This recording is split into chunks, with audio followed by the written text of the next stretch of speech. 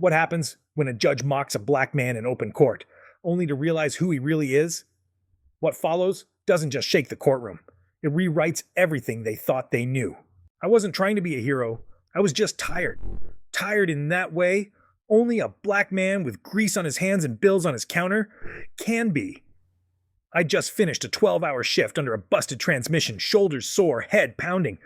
All I wanted was to get home, shower, and maybe, if God was kind, fall asleep in front of some game I wasn't really watching. Instead, I ended up face first on the sidewalk in handcuffs. It happened fast. 1 second, I'm at the stoplight near 45th and Broadway. The next, I see this little boy dart into traffic, chasing a damn bouncy ball like we ain't got 18-wheelers flying through Oakland. His mama screams like her soul just snapped. I don't even think. I run. I grab that boy by his hood and yank him back right as the truck whooshes past. Horn blaring, wind slapping me like it's mad I interfered. People gasped. Some clapped. His mama fell to her knees and hugged him like she got him back from the dead. And me? I just stood there catching my breath, knees scratched, palms burning from the pavement. I thought maybe I'd get a thank you, maybe even a coffee from the little food truck nearby. Then the squad car pulled up. Sirens. Lights. 2 white officers hop out like I'd just robbed a bank. Guns not drawn, but hands close to holsters.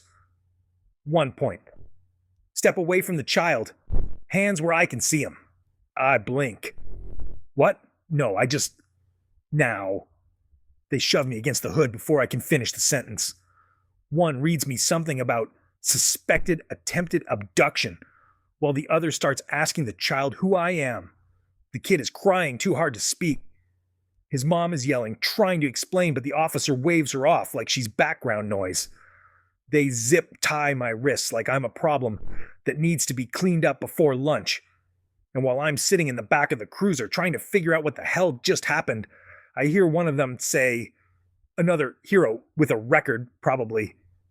I don't even have a record, but that never mattered, did it? They hold me for questioning. No phone call, no lawyer. The whole time I'm thinking, did I wake up in the wrong reality? I mean, I pulled a child out of traffic, on camera, in front of witnesses, and now I'm sitting in a holding cell like I was trying to kidnap somebody. When I ask if the mom gave her statement, the officer shrugs. We'll look into it. Let the court sort it out. Let the court sort it out. Right. 2 days later, I'm in court. Public defender they assigned me barely looked up from his paperwork. Didn't even ask me what happened. The guy might as well have been reading a menu. Then in walks the judge. Tall, cold, stone face, silver hair combed so tight it looked like it hurt. Judge Raymond Clark. The man looked at me like I walked into his courtroom with a bag of lies and a chip on my shoulder. He opens the file, looks at me and says, "So, another street savior looking for sympathy?" The way he said it made the whole room chuckle, but I didn't laugh. I looked him dead in the eye and said, "I saved a boy. That's what I did." He didn't flinch, didn't care. He just banged his gavel and moved the case forward like I was nothing more than a nuisance in his day.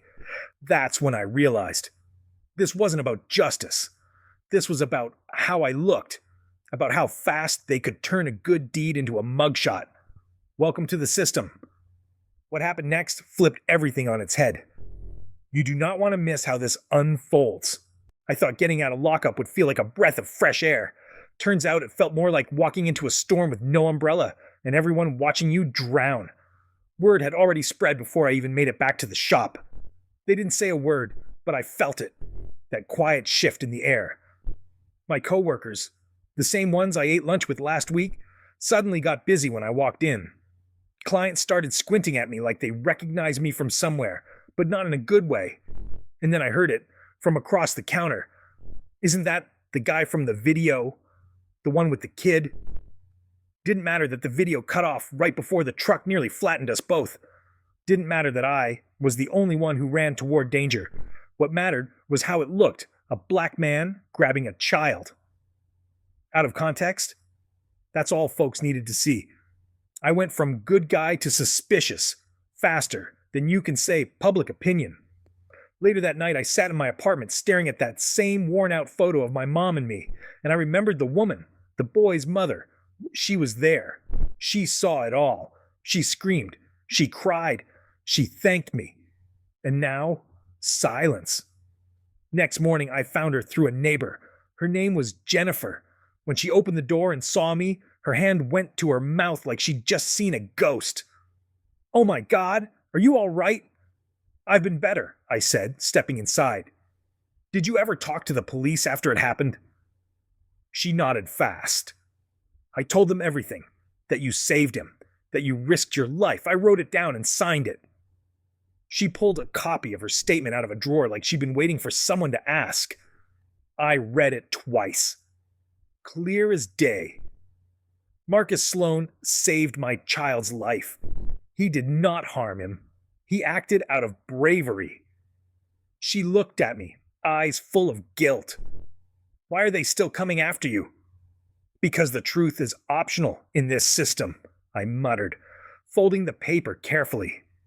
"Especially when your skin tells a different story." Armed with the signed statement, I went straight to the precinct.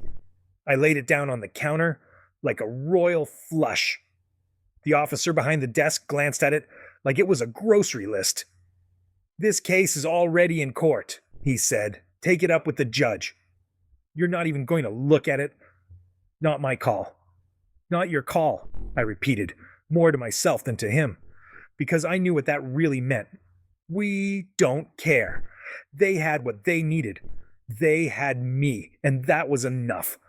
I went home and pulled up every article I could find about Judge Raymond Clark. Found a couple puff pieces, the usual, tough on crime, community-minded, always fair, but then I found one that made my stomach twist. A black man, arrested for pulling a kid out of a fight, still convicted. Judge Raymond Clark. Another one. A delivery driver breaks up a parking lot brawl, ends up in court for disturbing the peace. Judge. Same man. Pattern. I dug deeper. Found an old clipping from the Memphis Chronicle, yellowed and pixelated. Local boy Elijah Sloan placed into foster care after tragic family incident. Wait. Sloan? That name grabbed me by the chest. I ran to my closet, ripped open the box I hadn't touched in years. Inside was the photo I remembered. 2 boys, shoulder to shoulder, matching smiles, one with a crooked tooth. Me and my brother. I remembered the story. I was 3. He was 5.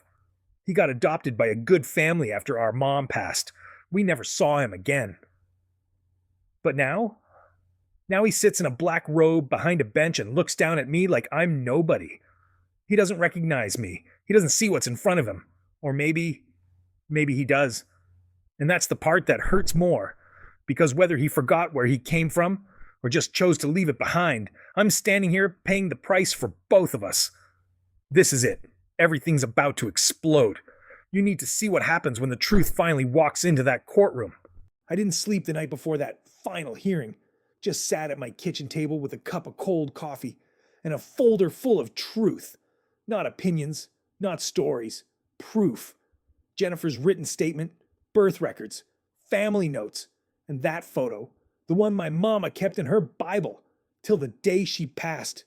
Me and my brother, back before we were separated, before the world started picking who got second chances and who got labeled, before they could speak.